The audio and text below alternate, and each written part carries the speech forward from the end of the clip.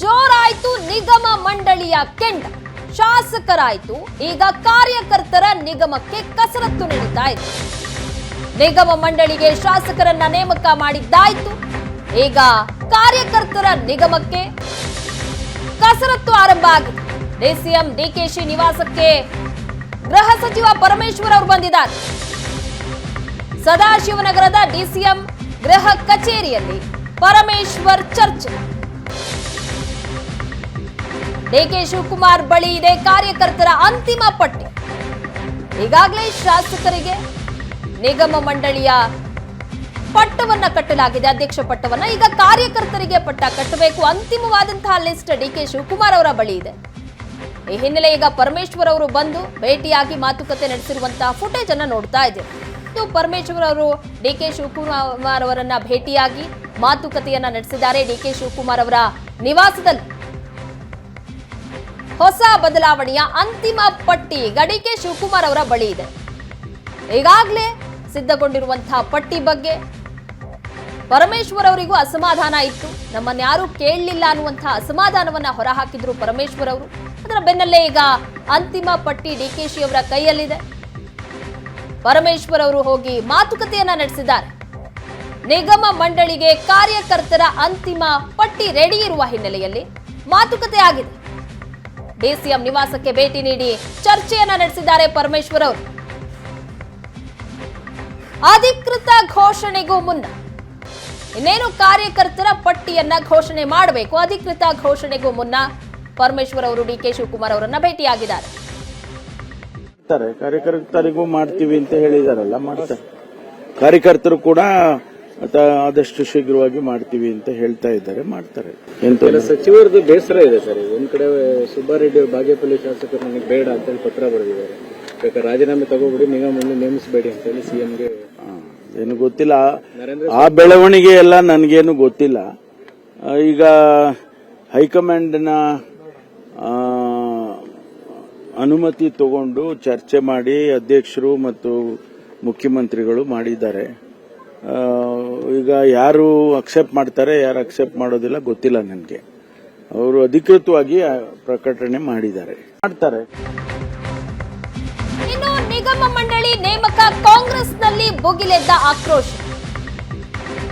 ಸಚಿವ ಸ್ಥಾನನೂ ಇಲ್ಲ, ನಿಗಮ ಮಂಡಳಿ ನೇಮಕವೂ ಇಲ್ಲ ಅಂತ ಈಗ ಆಕ್ರೋಶ ಭುಗಿಲೆದ್ದಿದೆ. ನಿಗಮ ಮಂಡಳಿ ಸಿಗದಿದ್ದಕ್ಕೆ ಸಿಡಿದೆದ್ದಿದ್ದಾರೆ ಕಾಂಗ್ರೆಸ್ನ ಪರಿಷತ್ ಸದಸ್ಯರು.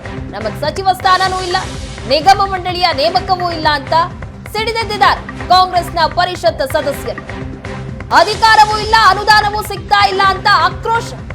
ಒಂದೆಡೆ ಶಾಸಕರಿಗೆ ನಿಗಮ ಮಂಡಳಿಯಲ್ಲಿ ಅಧ್ಯಕ್ಷ ಸ್ಥಾನ ಕೊಟ್ಟಿದ್ದಾರೆ, ಮತ್ತೊಂದೆಡೆ ಸಿಎಂರಿಂದ 30 ಕೋಟಿ ಅನುದಾನದ ಭರವಸೆ. ಪರಿಷತ್ ಸದಸ್ಯರಿಗೆ ಯಾವುದೇ ಅನುದಾನವೂ ಇಲ್ಲ. ಸಚಿವ ಸ್ಥಾನ ಆಯ್ಕೆ ವೇಳೆಯೂ ಪರಿಷತ್ ಸದಸ್ಯರಿಗೆ ಆ ಸ್ಥಾನಮಾನ ಸಿಗಲಿಲ್ಲ. ಅವಕಾಶ ಸಿಗದೆ ಪಕ್ಷದ ವಿರುದ್ಧ ಪರಿಷತ್ ಸದಸ್ಯರು ಬೇಸರವನ್ನ ವ್ಯಕ್ತಪಡಿಸಿದ್ದಾರೆ. ಹೈಕಮಾಂಡ್ ಅಂಗಳಕ್ಕೆ ದೂರನ್ನ ನೀಡೋದಕ್ಕೆ ಈಗ ನಾಯಕರು ನಿರ್ಧಾರ ಮಾಡಿದ್ದಾರೆ. ಪಕ್ಷದಲ್ಲಿ ಕಡೆಗಣನೆ ಆಗ್ತಾ ಇರೋದಕ್ಕೆ ಪರಿಷತ್ ಸದಸ್ಯರು ಬೇಸರ ಹೊರಹಾಕಿದ್ದಾರೆ. ಹೈಕಮಾಂಡ್ನ ಕದ ತಟ್ಟೋದಕ್ಕೆ ರೆಡಿ ಆಗಿದ್ದಾರೆ ಪರಿಷತ್ನ ಸದಸ್ಯರು.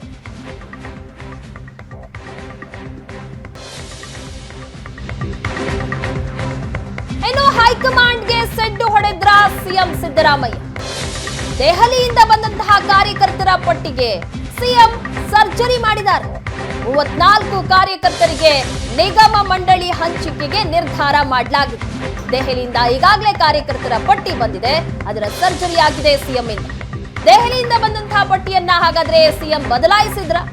39 ಮಂದಿಯ ಪಟ್ಟಿಯನ್ನ ಸಿದ್ಧಪಡಿಸಿ ಹೈಕಮಾಂಡ್ ಕಳುಹಿಸಿಕೊಟ್ಟಿತ್ತು. ಕೆಸಿ ವೇಣುಗೋಪಾಲ್ ಮೂಲಕ ಪಟ್ಟಿಯನ್ನ ಎಐಸಿಸಿ ರವಾನೆ ಮಾಡಿತ್ತು. ಎಐಸಿಸಿ ಪಟ್ಟಿಗೆ ಸಿಎಂ ಡಿಸಿಎಂ ಇಬ್ಬರಿಗೂ ಸಹ ಮುನಿಸಿದೆ. ದೆಹಲಿಯ ಪಟ್ಟಿಗೆ ಮುದ್ರೆಯನ್ನ ಒತ್ತದೆ ಸಿಟ್ಟು ಮಾಡಿಕೊಂಡಿದ್ರು ಸಿಎಂ.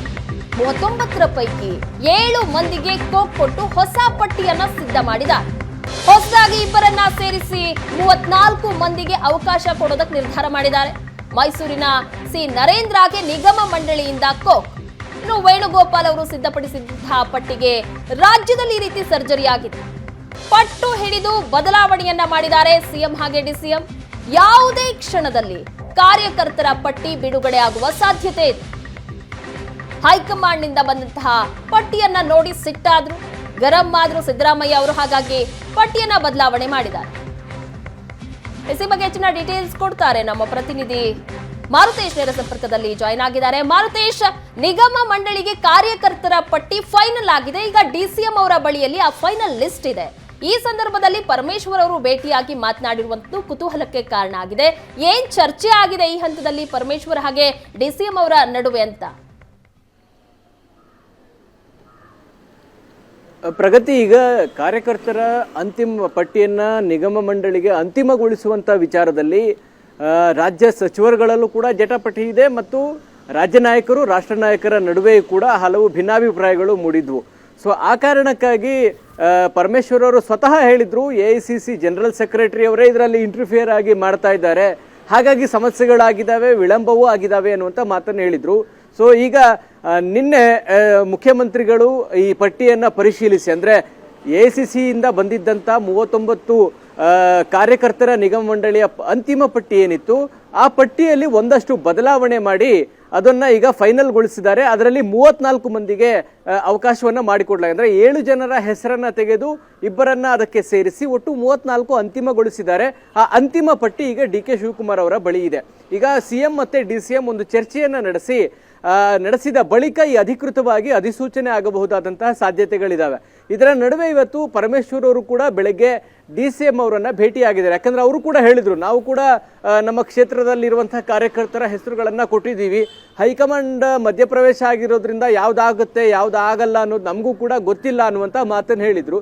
ಈಗ ನಿಗಮ ಮಂಡಳಿ ಅಂದ್ರೆ ಕಾರ್ಯಕರ್ತರ ನಿಗಮ ಮಂಡಳಿ ಪಟ್ಟಿ ಅಂತಿಮಗೊಂಡಿರೋದ್ರಿಂದ ಬೆಳ್ಳಂಬೆಳಗ್ಗೆಯೇ DCM DK ಶಿವಕುಮಾರ್ ಅವರ ನಿವಾಸಕ್ಕೆ ಪರಮೇಶ್ವರ್ ಅವರು ಬಂದಿದ್ದಾರೆ. ಸೊ ಬಂದು ಬಹುಶಃ ಅವರ ಪಟ್ಟಿಯಲ್ಲಿರುವಂತಹ ಹೆಸರುಗಳನ್ನ ಮಾಡಿದ್ದಾರೋ ಇಲ್ಲೋ ಅನ್ನೋದನ್ನ ತಿಳಿದುಕೊಂಡಿರಲೂಬಹುದು, ಅಥವಾ ತಮ್ಮ ಬೇಸರವನ್ನು ಕೂಡ ತೋಡ್ಕೊಂಡಿರ್ಬೋದು. ಯಾಕಂದ್ರೆ ಈಗಾಗಲೇ ಅವರು ಮಾಧ್ಯಮಗಳ ಮುಂದೆಯೇ ತಮ್ಮ ಬೇಸರವನ್ನು ವ್ಯಕ್ತಪಡಿಸಿದ್ದಾರೆ. ನಮ್ಮ ಅಭಿಪ್ರಾಯವನ್ನು ಯಾರು ಕೂಡ ಕನ್ಸಿಡರೇ ಮಾಡಿಲ್ಲ, ನಾನು ಮೊದಲಿಂದಲೂ ಕೂಡ ಹೇಳ್ತಾ ಇದ್ದೀನಿ, ನಮ್ಮ ಅಭಿಪ್ರಾಯವನ್ನ ಯಾರು ಕೂಡ ತೆಗೆದುಕೊಳ್ತಾ ಇಲ್ಲ. ಯಾಕಂದ್ರೆ ನಾನು KPCC ಅಧ್ಯಕ್ಷ ಆಗಿದ್ದೆ, 8 ವರ್ಷಗಳ ಕಾಲ ಕೆಲಸ ಮಾಡಿದ್ದೀನಿ, ರಾಜ್ಯದಲ್ಲಿ ಓಡಾಡಿದ್ದೀನಿ, ಯಾರು ಪಕ್ಷದೊಳಗೆ ಕೆಲಸ ಮಾಡಿದ್ದಾರೆ, ಯಾರು ಚುನಾವಣೆ ಸಂದರ್ಭದಲ್ಲಿ ಓಡಾಡಿದ್ದಾರೆ ಅನ್ನೋದು ನಮಗೆ ಗೊತ್ತಿರುತ್ತೆ ಅನ್ನುವಂಥ ಮಾತನ್ನು ಕೂಡ ಹೇಳಿದ್ರು. ಹಾಗಾಗಿ ಬಹುಶಃ ಈ ಅಂತಿಮ ಪಟ್ಟಿಯಲ್ಲಿ ಪರಮೇಶ್ವರ್ ಅವರು ರೆಫರ್ ಮಾಡಿರುವಂಥ ಹೆಸರುಗಳು ಇದೆಯೋ ಇಲ್ವೋ ಅನ್ನೋದು ಅಧಿಕೃತವಾಗಿ ಘೋಷಣೆ ಆದ್ಮೇಲೆ ಅಷ್ಟೇ ಗೊತ್ತಾಗುತ್ತೆ. ಆದರೆ ಹೈಕಮಾಂಡ್ ಮೇಲಂತೂ ಪರಮೇಶ್ವರ್ ಅವರಿಗೆ ಮುನಿಸಂತೂ ಇದ್ದಿದ್ದು ನಿಜ. ಅದರಲ್ಲೂ ಬಹಳ ಪ್ರಮುಖವಾಗಿ KC ವೇಣುಗೋಪಾಲ್ ಮತ್ತು ಸುರ್ಜೇವಾಲಾ ಅವರ ಮಧ್ಯಪ್ರವೇಶ ಮಾಡುವಿಕೆ ಮತ್ತು ಅಲ್ಲಿ ಹೆಸರು ಬದಲಾವಣೆ ಮಾಡಿ ಕೆಲವರ ಹೆಸರುಗಳನ್ನ ಹೈಕಮಾಂಡ್ ಮಟ್ಟದಲ್ಲಿ ಸೇರ್ಪಡೆ ಮಾಡೋದಕ್ಕೆ ಪರಮೇಶ್ವರ್ ಅವರಿಗೆ ಬೇಸರ ಇತ್ತು. ಸೊ ಹಾಗಾಗಿ ಇವಾಗ ಏನು ಚರ್ಚೆ ಆಗಿದೆ ಅನ್ನುವಂಥ ಮಾಹಿತಿಗಳಂತೂ ಗೊತ್ತಿಲ್ಲ. ಒಟ್ಟು ಕಾರ್ಯಕರ್ತರ ಪಟ್ಟಿಯಲ್ಲಿ ಪರಮೇಶ್ವರ್ ಅವರಿಗೂ ಕೂಡ ಅಸಮಾಧಾನ ಇರೋದಂತೂ ಸತ್ಯ. ಪ್ರಗತಿ, ಇನ್ನು ಮಾರುತೇಶ್, ಕಾಂಗ್ರೆಸ್ನ ಪರಿಷತ್ ಸದಸ್ಯರ ಕತೆ ಏನು ಅಂತ, ನಮಗೆ ನಿಗಮ ಮಂಡಳಿ ಸಿಗಲಿಲ್ಲ ಅಂತ ಈಗ ಹೈಕಮಾಂಡ್ ಕದ ತಟ್ಟೋದಕ್ಕೆ ಮುಂದಾಗಿದ್ದಾರೆ. ಏನೆಲ್ಲ ಬೆಳವಣಿಗೆ ಆಗ್ತಾ ಇದೆ, ಅವ್ರ ನಿರ್ಧಾರಗಳೇನು, ಯಾವ ರೀತಿ ಅಸಮಾಧಾನಗೊಂಡಿದ್ದಾರೆ ಅಂತ ಪರಿಷತ್ ಸದಸ್ಯರು? ಪ್ರಗತಿಗ ನಿಗಮ ಮಂಡಳಿ ನೇಮಕ ಆಗಿರುವಂಥ ಶಾಸಕರಲ್ಲೂ ಕೂಡ ಸಾಕಷ್ಟು ಜನರಿಗೆ ಅಸಮಾಧಾನ ಇದೆ. ನಿಗಮಗಳ ಹಂಚಿಕೆ ಅಂದರೆ ಯಾವ ನಿಗಮ ಹಂಚಿಕೆ ಮಾಡಿದ್ದಾರೆ ಆ ನಿಗಮಗಳಿಗೆ ಕೆಲ ಶಾಸಕರು ಅಸಮಾಧಾನವನ್ನು ಕೂಡ ತೋಡ್ಕೊಂಡಿದ್ದಾರೆ. ಇದರ ಮುಂದುವರಿದ ಭಾಗವಾಗಿ ಪರಿಷತ್ ಸದಸ್ಯರನ್ನ ಈ ಶಾಸಕರ ನಿಗಮ ಮಂಡಳಿ ನೇಮಕ ಮಾಡುವಂಥ ಸಂದರ್ಭದಲ್ಲಿ ಅವರನ್ನ ಪರಿಗಣಿಸಿಲ್ಲ. ಈ ಬೇಸರ ಮೊದಲಿನಿಂದಲೂ ಕೂಡ ಪರಿಷತ್ ಸದಸ್ಯರಲ್ಲಿ ಇದೆ. ಯಾಕಂದ್ರೆ ಸಚಿವ ಸ್ಥಾನ ಆಯ್ಕೆಯ ಸಂದರ್ಭದಲ್ಲಿ ಪರಿಷತ್ ಕೋಟಾದಿಂದ ಕೂಡ ಸಚಿವರಾಗ್ತಾ ಇದ್ರು. ಆದರೆ ಈ ಬಾರಿ ಪರಿಷತ್ ಕೋಟಾದಿಂದ ಸಚಿವರು ಆಗಿರಲಿಲ್ಲ. ಬೋಸರಾಜು ಅವರು ಯಾವುದೇ ರೀತಿಯಾಗಿ ಸ್ಪರ್ಧೆ ಮಾಡಿಲ್ಲ, MLAನೂ ಅಲ್ಲ, MLCನೂ ಅಲ್ಲ. ಅವರನ್ನ ಸಚಿವರನ್ನಾಗಿ ಮಾಡಿ ಬಳಿಕ MLC ಆಗಿ ಆಯ್ಕೆ ಮಾಡಲಾಗಿತ್ತು. ಸೊ ಹಾಗಾಗಿ ಸಚಿವ ಸ್ಥಾನದ ಸಂದರ್ಭದಲ್ಲೂ ಕೂಡ ಪರಿಷತ್ ಸದಸ್ಯರನ್ನ ಕನ್ಸಿಡರ್ ಮಾಡಿಲ್ಲ. ಜೊತೆಗೆ ನಿಗಮ ಮಂಡಳಿಯಲ್ಲಿ ಅಧಿಕಾರ ಕೊಡುವಂತ ಸಂದರ್ಭದಲ್ಲೂ ಕೂಡ ಪರಿಷತ್ ಸದಸ್ಯರನ್ನ ಕನ್ಸಿಡರ್ ಮಾಡಿಲ್ಲ ಅನ್ನುವಂಥ ಬೇಸರ ಇದೆ. ಇದರ ಜೊತೆಗೆ CM ಸಿದ್ದರಾಮಯ್ಯನವರು ಬಜೆಟ್ನ ಸಂದರ್ಭದಲ್ಲಿ ಎಲ್ಲ ಕಾಂಗ್ರೆಸ್ನ ಶಾಸಕರಿಗೆ 25-30 ಕೋಟಿ ಅನುದಾನ ಕೊಡ್ತೀವಿ ಅನ್ನುವಂಥ ಭರವಸೆಯನ್ನು ಕೊಟ್ಟಿದ್ದಾರೆ. ಅದನ್ನ ಪದೇ ಪದೇ ಹೇಳಿದ್ದಾರೆ. ಹಾಗಾಗಿ ಬಜೆಟ್ನ ಬಳಿಕ ಅವರಿಗೆ ಅನುದಾನ ಕೂಡ ಸಿಗುತ್ತೆ. ಪರಿಷತ್ ಸದಸ್ಯರಿಗೆ ಈ ಕಡೆ ಅನುದಾನ ಕೂಡ ಇಲ್ಲ, ಅಧಿಕಾರ ಇಲ್ಲ, ಜೊತೆಗೆ ಸಚಿವ ಸ್ಥಾನದ ಸಂದರ್ಭದಲ್ಲೂ ಕೂಡ ಅವ್ರನ್ನ ಕನ್ಸಿಡರ್ ಮಾಡಿಲ್ಲ. ಹೀಗಾಗಿ ಸುಮಾರು 29 ಜನ ಪರಿಷತ್ ಸದಸ್ಯರೇನಿದ್ದಾರೆ ಎಲ್ಲರೂ ಕೂಡ ಬೇಸರಗೊಂಡಿದ್ದಾರೆ. ಬಹುಶಃ ಅವರ ಬೇಸರವನ್ನ ಹೈಕಮಾಂಡ್ಗೆ ತಲುಪಿಸಬೇಕು ಅನ್ನುವಂತ ಒಂದು ಚರ್ಚೆ ಈಗ ಕಾಂಗ್ರೆಸ್ನ ಪರಿಷತ್ನ ಒಳಗಡೆ ನಡೆದಿದೆ. ಹಾಗಾಗಿ ಅದು ಎಷ್ಟರ ಮಟ್ಟಿಗೆ ಹೈಕಮಾಂಡ್ ಅಂಗಳ ತಲುಪುತ್ತೆ ಅನ್ನೋದು ಮುಂದಿರುವಂತಹ ಪ್ರಶ್ನೆ. ಪ್ರಗತಿ, ಥ್ಯಾಂಕ್ ಯು ಮಾರುತೇಶ್, ನಿಮ್ಮೆಲ್ಲ ಡೀಟೇಲ್ಸ್ಗಾಗಿ.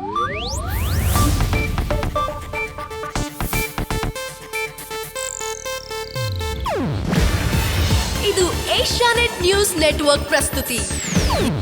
ನೀವು ನೋಡ್ತಿದ್ದೀರಾ ಏಷ್ಯಾನೆಟ್ ಸುವರ್ಣ ನ್ಯೂಸ್.